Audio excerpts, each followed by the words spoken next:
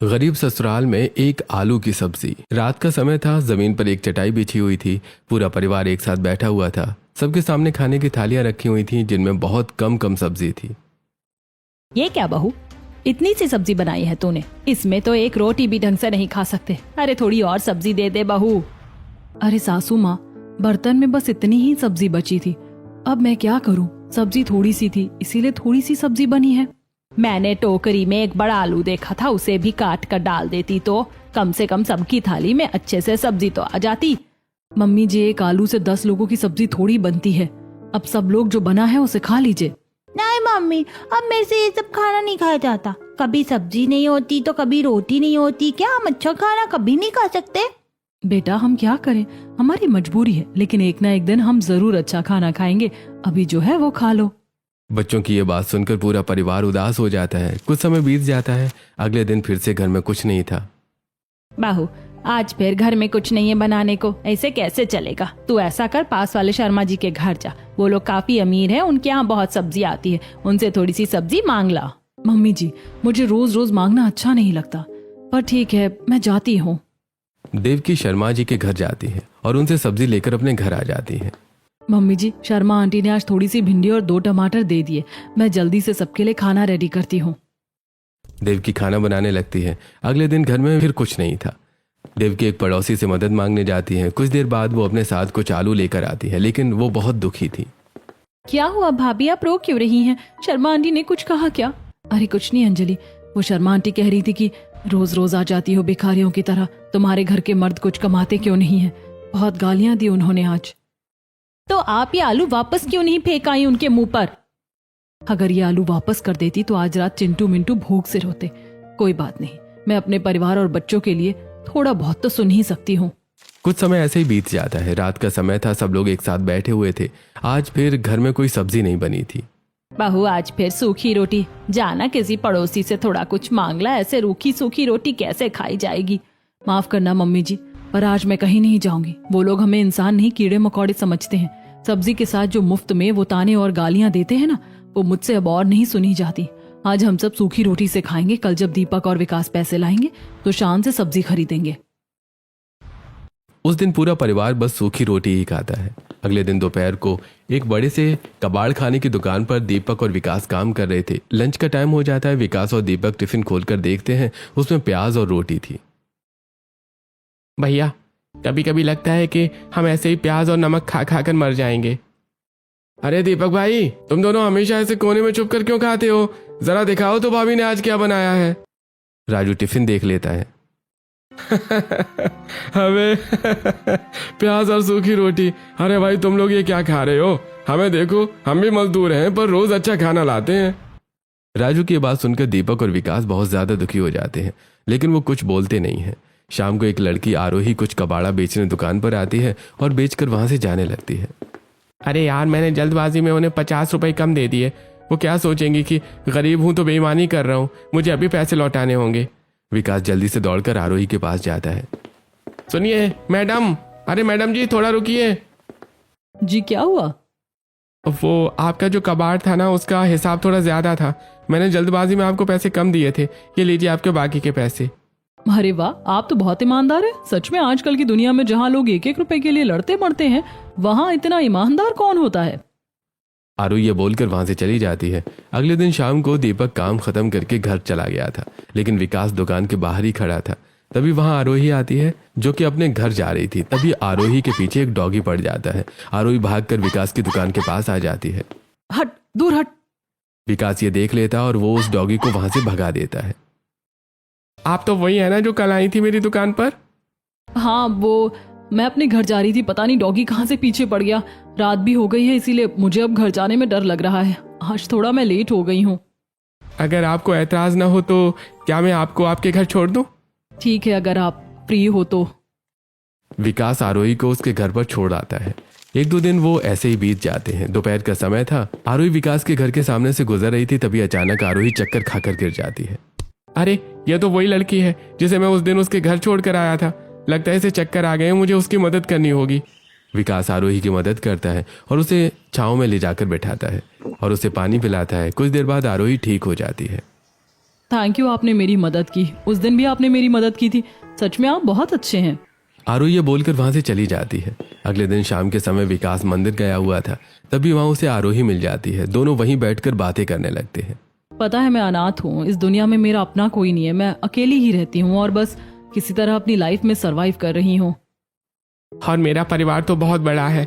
हमारे घर में पैसे भले ही कम है, लेकिन लोग और ड्रामा फुल हैं। आरोही विकास की बात सुनकर हंसने लगती है। कुछ समय बीत जाता है। विकास और आरोही अब रोज मिलने लगे थे। एक दिन विकास आरोही को अपने घर लेकर आता है। मम्मी, बाबूजी, ये आरोही है, मेरी एकदम बेस्ट फ्रेंड है। आओ बेटा बैठो, बहुत प्यारी बच्ची है। वाह देवर जी, बेस्ट फ्रेंड। अच्छी है आपकी बेस्ट फ्रेंड। आरोही सबसे बात करने लगती है। तभी आरोही देखती है कि देवकी और अंजलि चूल्हे के सामने परेशान बैठी हुई थी। आरोही जल्दी उनके पास जाती है। क्या हुआ, आप दोनों इतने टेंशन में क्यों हैं? अरे क्या बताऊं आरोही, घर में सब्जी नहीं है, बस ये थोड़ा सा बेसन पड़ा है कटोरी में। अब तो ही बता, इतने से बेसन का मैं क्या करूं? इतने से में तो बच्चों का पेट भी नहीं भरेगा। आप टेंशन मत लीजिए, आप ये बेसन मुझे दे दीजिए, मैं इसका कुछ बनाती हूँ। आरोही उस थोड़े से बेसन को गूंथती है, फिर उससे छोटे छोटे गोल आलू के शेप में बना लेती है। उन्हें पानी में उबालती है और फिर उन्हीं से एक अच्छी सब्जी तैयार कर देती है। अरे बाप रे, तूने तो थोड़े से बेसन की बहुत अच्छी सब्जी बना दी। अरे वाह, तेरी ये सहेली तो कितनी अच्छी है विकास। कितनी अच्छी खुशबू आ रही है सब्जी की। कुछ समय बीत जाता है। सब लोग खाना खाने के लिए बैठ जाते हैं। आरोही भी उनके साथ बैठी हुई थी। वाह लड़की, क्या स्वाद है तेरे हाथों में। हमारे घर की देवकी तो बस पानी में नमक उबाल कर दे देती है, उसे कुछ अच्छा बनाना नहीं आता। दादी, आप तो हमेशा ही मेरी बेइज्जती करती हो। सच में ये आरोही तो हमारे घर में खुशियां ले आई है। सबको ये कितनी पसंद है। बस अब मैं घर वालों से बात करूंगा और इसे हमेशा के लिए इस घर की बहू बना लूंगा। आरोही के जाने के बाद विकास सारी बात अपने घर वालों को बता देता है। मम्मी, बाबूजी, मैं आरोही से बहुत प्यार करता हूँ और वो भी मुझे पसंद करती है। मैं उसी से शादी करना चाहता हूँ। बेटा, ये तो बहुत अच्छी बात है। वो लड़की एकदम हीरा है। बिल्कुल, अब वही हमारे घर की बहू बनेगी। तू बस बात कर ले उससे। वो अनाथ है तो क्या हुआ, अब हम उसका परिवार हैं, वो हमारे घर की लक्ष्मी बनकर आएगी। कुछ ही दिनों बाद आरोही और विकास की शादी हो जाती है। दोपहर का समय था, घर में राशन खत्म हो चुका था। देवकी और आरोही उदास बैठी थी, तभी बाहर से आवाज आती है। आलू ले लो, आलू आलू ले लो। आरोही सुन, बस 10 रुपए बचे हैं, जा बाहर ठेले वाले से आलू ले आ। आरोही वो 10 रुपए लेकर ठेले वाले के पास जाती है। वहां मोहल्ले की 2-3 औरतें भी वहां खड़े होकर आलू ले रही थी। भैया 10 रुपए के आलू दे दीजिए। अरे मैडम 10 रुपए। अरे 10 रुपए में तो आजकल बिल्कुल कुछ नहीं आता और तुम आलू मांग रही हो। अरे आलू 40 रुपए किलो हैं। 10 रुपए में बस 2 ही आलू आएंगे। लेने आए तो लो, वरना यहाँ से चले जाओ। अरे 10 रुपए की सब्जी, इससे अच्छा तो भूखे ही सो जाओ। आरोही को बहुत बुरा लगता है, लेकिन वो किसी से कुछ नहीं बोलती और 2 आलू लेकर वहां से चली जाती है। ये क्या है आरोही, सिर्फ 2 आलू? इसमें तो चिंटू मिंटू का भी पेट नहीं भरेगा। बताओ हम क्या करें, मुझे तो कुछ समझ ही नहीं आ रहा है। अरे भाभी, आप टेंशन क्यों लेती है? इन 2 आलूओं से मैं पूरे घर की सब्जी बनाऊंगी। आरोही आलूओं को उबालकर अच्छी तरह मैश करती है। फिर वो किचन में रखे 2 टमाटर और 1 प्याज को एकदम बारीक काटती है और फिर इन सभी को अच्छे से तलने लगती है और फिर उसमें बहुत सारा पानी डाल देती है। कुछ ही देर में बढ़िया मसालेदार आलू की पतली सब्जी तैयार कर देती है। अरे वाह बहू, तूने तो 2 आलूओं से बहुत अच्छी सब्जी तैयार कर ली। सच में इसमें बहुत अच्छा स्वाद आ रहा है। सब लोग खुश होकर आरोही की वो पतले आलू वाली सब्जी खाते हैं। अगले दिन आरोही बाजार जाती है, जहाँ से वो 20 रुपए की सब्जी खरीदती है। भैया इसमें थोड़ा धनिया और 3-4 हरी मिर्च तो डाल दीजिए। अरे मैडम, 20 रुपए की सब्जी में धनिया मिर्ची क्या अपनी जेब से दूं? धनिया 200 रुपए किलो है। देखिए भैया, मैं आपकी रोज की कस्टमर हूँ। अगर आप 2-3 मिर्ची नहीं डालेंगे तो मैं ये सब्जी यहीं छोड़ दूंगी और आगे वाले ठेले वाले से ले लूंगी। वो तो मुझे नींबू भी फ्री में देते हैं। ठेले वाला ये सुनकर चुपचाप थोड़ा सा धनिया और कुछ मिर्ची आरोही को दे देता है। हाँ, आ गया ना लाइन पर। ये सब्जी वाले हमें लूटते हैं तो हम भी अपना हक छोड़ेंगे थोड़ी।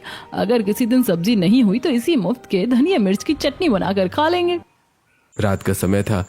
घर में सिर्फ थोड़ी सी दाल बची थी, जिसे देवकी ने बनाया था। पूरी फैमिली खाना खाने बैठी थी। देवकी, ये दाल है या गर्म पानी? अरे इतनी पतली दाल क्यों बनाई? दिन भर मेहनत करते हैं और रात में ऐसा खाना मिलता है। सच में अब तो खाना खाने का मन ही नहीं होता।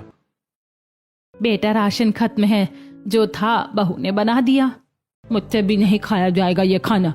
इसमें तो ना कोई स्वाद है ना कुछ। मुझे ये बिल्कुल पसंद नहीं। अरे इससे अच्छा तो पानी में नमक डालकर ही दे देती या फिर सूखी रोटी ही दे देती, हम तो वही खा लेते। अरे आप लोग उदास क्यों हो रहे हैं? दाल को 5 मिनट के लिए मुझे दीजिए, मैं अभी इसको ठीक करके लाती हूँ। आरोही दाल का पतीला वापस रसोई में लाती है और दाल के पतीले को चूल्हे पर रख देती है। ये दाल बहुत पतली है, इसे गाढ़ा करना होगा। वो देखती है कि टोकरी में कल का एक बचा हुआ आलू रखा है। वो उस आलू को उबालती है और फिर मैश करके उबलती हुई दाल में डाल देती है। फिर वो अपनी मुफ्त वाली हरी मिर्च से दाल में तड़का लगा देती है। लीजिए, हमारी स्पेशल आलू दाल फ्राई तैयार है। अरे वाह, ये तो एकदम गाढ़ी और मजेदार हो गई। सच में इसका तो टेस्ट ही पूरा बदल गया है। मजा आ गया इसे खाकर। मान गया आरोही तेरी कारीगिरी को। कुछ दिनों बाद देवकी और आरोही 50 रुपए लेकर बाजार में सब्जियां लेने गई थी। भैया क्या बोल रहे हो? आलू 60 रुपए किलो, परसों तो 30 रुपए के थे। भाभी जी, पीछे से माल नहीं आ रहा है, लेना है तो लो वरना आगे बढ़ो। 50 रुपए में तो अब थोड़ी बहुत सब्जी आएगी वरना आएगी नहीं। सब्जियां बहुत महंगी हो गई हैं। भैया वो जो साइड में कटी फटी और खराब सब्जियां रखी हैं वो मुझे 50 रुपए में दे दोगे? ठेले वाला वो खराब और सड़ी हुई सब्जियों का ढेर, जिसमें कुछ दागी आलू, चिपके पिचके हुए टमाटर और गोभी थी, वो 50 रुपए में आरोही को दे देता है। जेठानी जी, ये सब्जियां दिखने में खराब है लेकिन असल में ये बस थोड़ी गंदी हो गई हैं। घर जाकर हम अगर इसे अच्छे से साफ करेंगे तो ये अच्छी लगने लगेंगी और हमारा काम भी चल जाएगा। और देखो कम पैसों में कितनी सब्जियां आ गई। रात का समय हो जाता है। आरोही खराब सब्जियों में से अच्छी अच्छी सब्जियां निकाल रही थी, तभी सुनीता जी वहां आ जाती हैं। अरे मैंने तुझे अच्छे खासे पैसे दिए थे, 50 रुपए में अच्छी खासी सब्जी आ जाती और तू ये सड़ी गली सब्जी उठा लाई। कौन खाएगा इसे? तभी आरोही सब्जियों को काट कर देखती है, वो पूरी सब्जियां अंदर से खराब थी। ये देखकर आरोही दुखी हो जाती है। पड़ गई तेरे कलेजे को ठंडक। देख, पूरे पैसे बर्बाद हो गए तेरी वजह से। अब आज रात कोई सब्जी नहीं बनेगी, सब लोग आज फिर से वही नमक रोटी खाएंगे। माँ जी, मैंने तो सोचा था कि सब्जियां अंदर से ठीक होंगी, लेकिन मुझे नहीं पता था कि ये सब्जियां अंदर से भी खराब होंगी। रात हो जाती है। रात को सब लोग नमक रोटी खाते हैं। अरे आरोही, ये क्या है? कोई सब्जी क्यों नहीं बनाई? बेटा, बहू को मैंने 50 रुपए दिए थे और वो उन पैसों से खराब सब्जियां खरीद कर ले आई थी। उसने सोचा कि सब्जी अंदर से अच्छी होगी, लेकिन अंदर से भी खराब निकली। क्या करें, एक तो गरीबी, ऊपर से ये महंगाई। इसे ही कहते हैं गरीबी में आटा गीला। बेचारी बहू ने सोचा कि थोड़ी सब्जी ज्यादा आ जाएगी, इसीलिए वो ये सब्जियां ले आई, लेकिन उसे क्या पता था कि सब्जियां अंदर से भी खराब होंगी।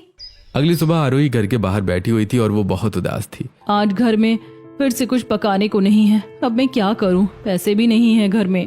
तभी एक पड़ोसन अपने घर के बाहर सब्जी का एक बर्तन लेकर आती है और उसे डस्टबिन में फेंकने लगती है। अरे ये कल रात की सब्जी है, पास ही हो गई, इसे फेंक देती हूँ, आज फ्रेश सब्जी बनाऊंगी। आरोही ये सब देखकर बहुत हैरान रह जाती है। दुनिया भी कितनी अजीब है ना। एक तरफ लोग इतनी सारी अच्छी सब्जी डस्टबिन में फेंक रहे हैं क्योंकि उनके पास बहुत है, और दूसरी तरफ हम लोग हैं जो सब्जी खाने के लिए तरस रहे हैं। काश ये सब्जी उन्होंने हमें दे दी होती तो आज हम लोग सब्जी से रोटी खा लेते। इन लोगों को खाने की बिल्कुल कद्र नहीं है। रात हो जाती है। घर में कोई सब्जी नहीं बनी थी। देवकी सबको रोटी और प्याज नमक दे देती है। लो सब लोग खा लो, आज बस यही है, सूखी रोटी, कच्चा प्याज और नमक। सभी हैरान होकर खाने को देख रहे थे। आरोही देखती है कि बच्चे भी खाना नहीं खा रहे हैं। अरे ये सूखी रोटी थोड़ी है, ये तो दुनिया का सबसे टेस्टी खाना है। देखो, प्याज को काटो, धोकर उस पर हल्का सा नमक छिड़को और फिर रोटी के साथ खाओ। और हाँ, सब लोग अपनी आंखें बंद करो और इमेजिन करो कि ये प्याज नहीं कढ़ाई पनीर की सब्जी है। कसम से टेस्ट एकदम पनीर वाला आएगा। मम्मी, चाची सही कह रही है। अगर हम प्याज और नमक को प्याज नमक ना समझते हुए अच्छी सब्जी समझे तो हमें वैसा ही टेस्ट आएगा। मुझे पता है आरोही कि तू ये बच्चों को खाना खिलाने के लिए बोल रही है, पर कोई नहीं, मेरे बच्चे खाना खा रहे हैं, मुझे इसी बात की खुशी है। बच्चों को खुश होकर खाना खाते हुए देखकर सब लोग खाने लगते हैं। देखिए, हम लोग आज प्याज रोटी खा रहे हैं तो हमें लग रहा है कि हम बहुत गरीब हैं, पर पता है दुनिया में कितने लोग ऐसे हैं जिन्हें आज रात को ये प्याज और नमक वाली रोटी भी नसीब नहीं हुई होगी। वो भूखे सोए होंगे। हमारी गलती क्या है पता है? अगर हमारे पास साइकिल है ना तो हम कार वाले को देखकर रोते हैं कि हम गरीब हैं, पर अगर हम उस इंसान को देखें जिसके पास साइकिल भी नहीं है तो हमें समझ आएगा कि हम कितने अमीर हैं। हमारे पास कम खाना है पर एटलीस्ट खाना तो है, इसीलिए रोना नहीं है, खुशी से खाना है। आरोही की ये बात घर वाले अच्छे से समझते हैं। आरोही बेटा, आज मुझे समझ आ रहा है कि तू कितनी समझदार और संस्कारी है। अगली सुबह दीपक और विकास तैयार होकर अपनी कबाड़ की दुकान पर पहुंचते हैं, लेकिन आज दुकान बंद थी। बस वहां एक आदमी खड़ा था। विकास, ये ताला क्यों लगा है? आज तो कोई छुट्टी भी नहीं है। अरे भाई, तुम लोग यहाँ क्या कर रहे हो? दुकान के मालिक का इंतजार कर रहे हो क्या? हाँ, मालिक कहाँ गए? फोन भी बंद आ रहा है। अरे भाई वो तो रात के अंधेरे में ही दुकान खाली करके फुर्र हो गया है। सुना है मार्केट में बहुत लोगों का पैसा खाकर भागा है। मेरा भी 10,000 देना था उसे, वो धोखेबाज रातों रात भाग गया। ये सुनकर दीपक और विकास के होश उड़ जाते हैं। ये क्या हो गया विकास, अब घर कैसे चलेगा? चल शहर में कहीं और काम ढूंढते हैं, अगर कुछ काम नहीं करेंगे तो घर नहीं चल पाएगा। दोपहर से शाम हो जाती है। दीपक और विकास चिलचिलाती धूप में पूरे शहर में काम ढूंढते हैं, लेकिन उन्हें कोई काम नहीं मिलता। दोनों दुखी होकर वापस घर लौट आते हैं। अरे क्या हुआ बच्चों, इतनी जल्दी कैसे आ गई? और तुम दोनों इतने दुखी क्यों हो? बाबूजी, वो मालिक रात में दुकान खाली करके भाग गया। हमारा पैसा भी नहीं दिया था। 2 महीने के पैसे फंसे हैं उस पर, और हमने शहर जाकर काम भी ढूंढा लेकिन कोई काम नहीं मिला। अरे भगवान, अब क्या होगा? अब तो हमारे पास काम भी नहीं बचा, अब हम क्या करेंगे? ये भगवान, कैसा इम्तिहान ले रहे हो आप? कैसे जिएंगे हम इस गरीबी में? भाभी पता नहीं है आगे क्या होगा। रात का समय हो जाता है। घर में कुछ नहीं था। आरोही बस जो टमाटर लाई थी वही पड़े थे। आरोही उन टमाटरों को पीसकर चटनी तैयार करती है। रोटियां कम है, मैं अपने हिस्से की रोटी भी विकास जी को दे देती हूँ। बस भूखे नहीं रहना चाहिए। मैं तो पानी पीकर भी सो जाऊंगी। बस मेरा पूरा परिवार भूखा नहीं सोना चाहिए। आरोही सभी को खाना सर्व करती है। वो अपने हिस्से की रोटी विकास को दे देती है। आरोही, तुम्हारी रोटी कहाँ है? तुम क्या खाओगी? अरे, मैंने किचन में ही खा ली थी। मुझे आज वैसे भी भूख नहीं थी, आप खा लीजिए। वाह आरोही, तूने तो 10 रुपए के टमाटरों से भी बहुत अच्छी चटनी तैयार कर ली। सच में बहुत अच्छा टेस्ट आ रहा है इसका। पूरा परिवार खाना खाकर सो जाता है। आरोही किचन में जाकर पानी पीती है और सो जाती है। चाहे कुछ भी हो जाए, लेकिन मैं अपने परिवार को कभी भूखा नहीं सोने दूंगी। अगर मुझे भूखा सोना पड़े तो ठीक है, लेकिन मेरा परिवार कभी भूखा नहीं सोना चाहिए। अगले दिन विकास और दीपक काम ढूंढने चले गए थे। घर में रोटियां तो बनी थी पर सब्जी बिल्कुल नहीं थी। अरे देवकी, रोटियां तो बन गई हैं पर रूखी रोटी कैसे गले से नीचे उतरेगी? ऐसा कर, पास वाले घर में जा और पड़ोसन से थोड़ी सब्जी मांग ला। सासू माँ, मैं उन पड़ोसियों के ताने और गालियां सुनने बिल्कुल नहीं जाऊंगी। पिछली बार बहुत बेइज्जती हुई थी। रूखी रोटी खा लेंगे पर मैं वहां नहीं जाऊंगी। तो क्या आप बिना सब्जी के रोटी खाएंगे? देख, हम तो खा लेंगे पर ये बच्चे कैसे खाएंगे? अरे हमारे लिए नहीं, बस अपने बच्चों के लिए ही थोड़ी सी सब्जी ले आ। देवकी नहीं जाती है। आरोही जल्दी से एक पड़ोसन के पास पहुंचती है। आंटी जी, घर में सब्जी नहीं है, अगर आपके पास 1-2 आलू पड़े हो तो दे दीजिए, हम उसी से कुछ बना लेंगे। लो जी, आ गई महारानी भीख मांगने। तुम लोगों ने तो मोहल्ले को धर्मशाला समझ रखा है। ये लो 2 आलू, और अब इस दरवाजे पर दोबारा मत आना। सीमा आलू देकर दरवाजा बंद कर देती है। आरोही घर आती है। जब वो आलू काटती है तो देखती है कि आलू अंदर से खराब है। अरे सत्यानाश, ये आलू तो पूरे सड़े हुए हैं। कोई बात नहीं भाभी, जो हिस्सा थोड़ा सा भी सही है मैं उसे छाट कर निकाल लेती हूँ, इतने से ही गुजारा हो जाएगा। आरोही किसी तरह उन सड़े आलूओं का सही हिस्सा निकाल कर थोड़ी सी सब्जी बनाती है और पूरी फैमिली को खिलाती है। अगले दिन घर में कुछ नहीं था, ना आटा ना सब्जी। आरोही फिर से एक पड़ोसन से मदद मांगने जाती है। आंटी, घर में बच्चे भूखे हैं, थोड़ा सा आटा दे दीजिए और थोड़ी सी सब्जी भी दे दीजिए। शर्म नहीं आती तुम लोगों को, जो रोज रोज भीख मांगने आ जाते हो? नहीं हमारे पास कुछ, जाओ यहाँ से। आंटी, मेरे पति काम ही ढूंढ रहे पर कहीं काम मिल नहीं रहा है। अगर आपके पास कोई काम हो तो बता दीजिए, मेरे पति वो काम कर लेंगे। और आंटी प्लीज, बस आज के लिए मदद कर दीजिए। मेरे यहाँ कोई लंगर नहीं चल रहा, चलो भागो यहाँ से। आरोही दुखी होकर घर वापस लौट आती है। माँ जी, आज किसी भी पड़ोसी ने हमारी मदद नहीं की। अब आप ही बताइए मैं क्या करूं? पहले तो पड़ोसी भी हमारी मदद कर देते थे, लेकिन अब तो वो भी हमारी मदद नहीं कर रहे। अब क्या होगा? सुनीता जी बहुत दुखी हो जाती हैं। तभी उन्हें कुछ याद आता है। अरे याद आया, यहीं पास में मेरी एक रिश्तेदार रहती है। थोड़ी घमंडी है लेकिन शायद वो मेरी मदद कर सकती है। सुनीता जी अपने रिश्तेदार के यहाँ जाती हैं। अरे सुनीता, क्या हालत बना ली है अपनी? देखो खुद को कैसे भिखारी की तरह घूम रही हो। सुमन, बस थोड़ी सी मदद कर दे, मेरा परिवार बहुत भूखा है। अगर तुम मदद कर दोगी तो मैं तेरा एहसान कभी नहीं भूलूंगी। मदद तो मैं भिखारियों की भी करती हूँ। ये ले, सब्जियां फेंकने ही वाली थी, अब तू ले जा। सुमन सुनीता को कुछ सब्जियां देती है। सुनीता जी वो सब्जियां लेकर अपने घर आ जाती हैं। मम्मी जी, ये रिश्तेदार ने सब्जी दी है, ये कचरा। इन सब्जियों में से बहुत बेकार बदबू आ रही है, सभी सब्जियां सड़ी हुई हैं। हे भगवान, अब क्या मेरे बच्चों को कचरा खाना पड़ेगा? आरोही भी अपने रिश्तेदारों से मदद मांगने जाती है, लेकिन उसकी भी कोई मदद नहीं करता। बुरे वक्त में अपने भी मदद नहीं करते, ये बात तो साफ हो गई। अब मैं क्या करूं, कहाँ जाऊं, कहाँ से सब्जी लाऊं? हाँ, ऐसा करती हूँ, सब्जी मंडी जाती हूँ, वहां जरूर कुछ सब्जी मिल जाएगी। फिर आरोही सब्जी मंडी जाती है, जहां वो नीचे पड़ी हुई सब्जियां उठाने लगती है। ये सब्जियां बेकार नहीं है, बस थोड़ी गली हुई हैं। मैं घर जाकर इनको साफ कर दूंगी, फिर ये खाने लायक हो जाएंगी। अरे ओ मैडम, ये सब्जियां इंसान नहीं खाते, ये सड़ी हुई सब्जियां तो जानवर खाते हैं। भैया, आपको हंसना है तो हंस लीजिए, लेकिन एक बात याद रखिएगा, समय सबका आता है। आज आपका अच्छा समय है तो आप मेरा मजाक उड़ा रहे हैं, लेकिन हो सकता है कि जैसा हमारा समय है वैसा समय किसी दिन आपका भी आ जाए, फिर आपको पता चलेगा। आरोही वो नीचे पड़ी हुई सब्जियों को उठाकर अपने घर ले आती है। घर आकर वो उन सब्जियों को बहुत अच्छे से साफ करती है और अच्छी सब्जी तैयार करती है। आरोही, यहाँ पास में मेरी एक पुरानी सहेली रहती थी, आज मैं उससे ही आटा मांग लाई। भाभी, मंडी में जो सब्जियां फेंकी हुई थी मैं उन्हें उठाकर ले आई थी। मैंने उन सब्जियों को घर आकर बहुत अच्छे से साफ किया और फिर सब्जी बना ली। और चलो अब साथ मिलकर रोटी बना लेते हैं। हाँ, जल्दी चलकर खाना तैयार करते हैं, टाइम बहुत हो गया है। देविका और आरोही सबके लिए खाना तैयार करती हैं। अगले दिन घर में फिर से कुछ नहीं था, इसलिए आरोही खुद बाजार में काम ढूंढने के लिए चली जाती है। भैया, क्या मुझे यहाँ कोई काम मिल जाएगा? मैं बर्तन धो लूंगी, झाड़ू पोछा कर लूंगी, बस मुझे थोड़े से पैसे या खाने को कुछ दे देना। अरे मैडम, ये बड़ा होटल, यहाँ बड़े बड़े पतीले और भारी बर्तन धोने पड़ते हैं। तुम जैसी नाजुक लड़कियों के बस की बात नहीं है ये सब। जाओ यहाँ से, यहाँ तुम्हारे लिए कोई काम नहीं है। आरोही बहुत जगह काम ढूंढती है, लेकिन उसे कोई काम नहीं मिलता।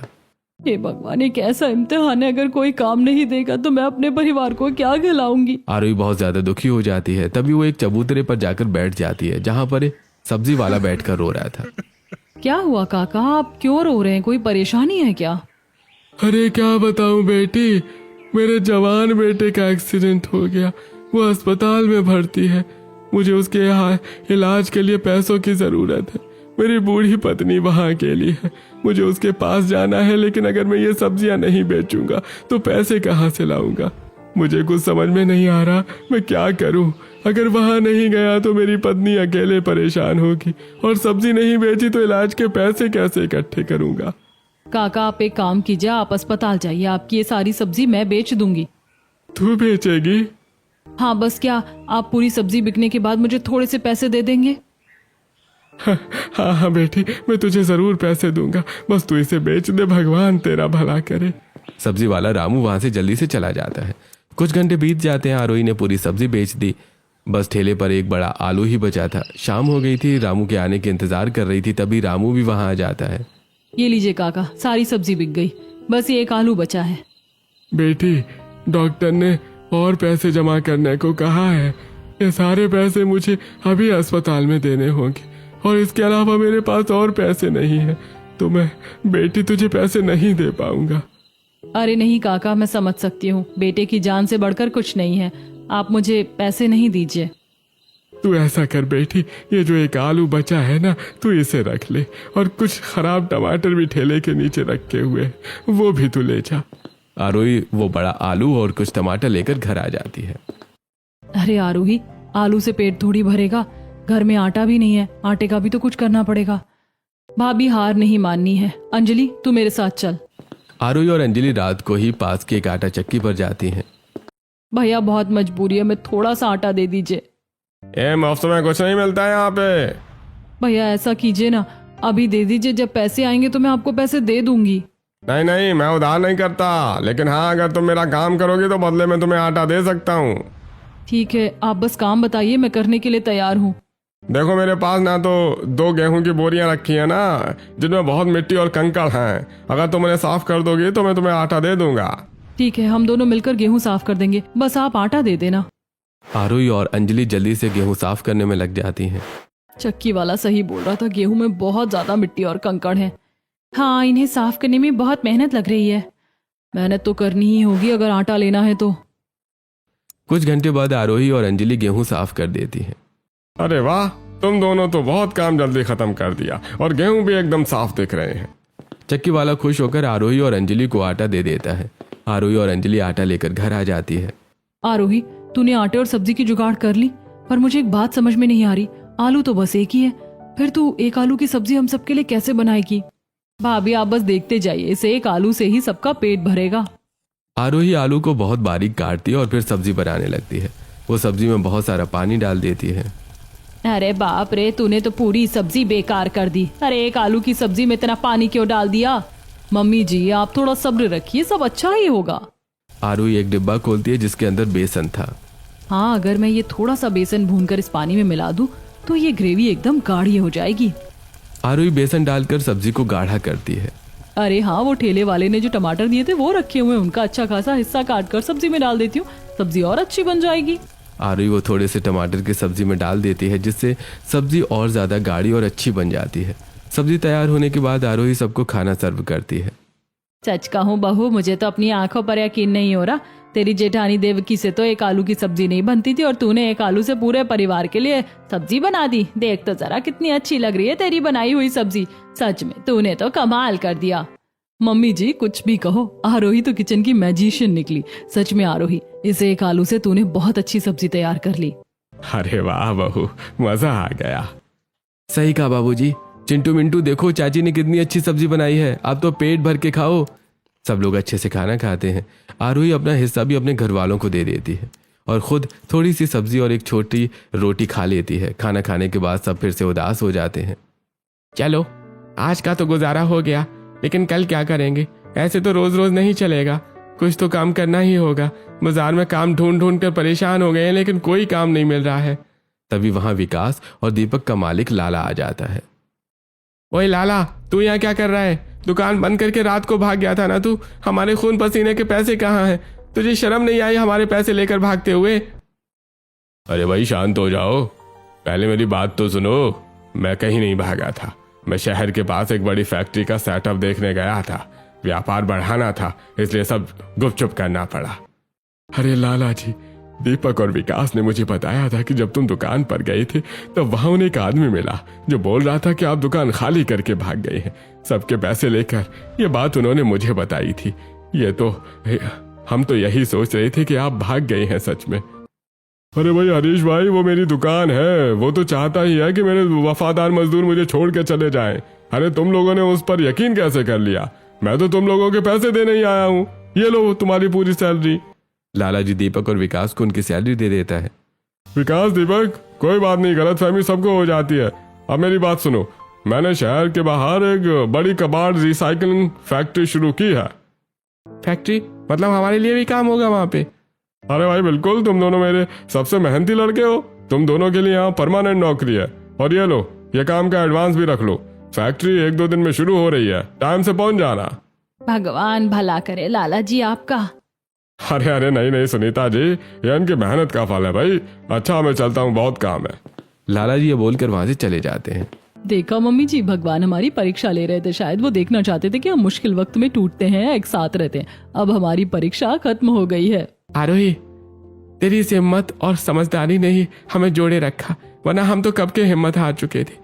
आरोही तुम सच में सबसे महान हो। देखो अब तो हमारे पास बहुत अच्छे खासे पैसे आ गए हैं। अब तो कल सुबह सबसे पहले घर में राशन आएगा। और आरोही, कल तो तू आलू की पूरी 1 बोरी ही मंगवा लेना। अब हम कल से अच्छा खाना खाएंगे। सही कहा भाभी, अब तो पेट भर के खाना खाएंगे। ये बहू नहीं, साक्षात लक्ष्मी है हमारे घर की। इसके आने के बाद सब कुछ बहुत बदल गया है। पूरा परिवार बहुत ज्यादा खुश हो जाता है। अगले दिन घर में बहुत सारा अच्छा खाना बनता है और पूरा परिवार एक साथ बैठकर अच्छा खाना खाता है और खुश होता है।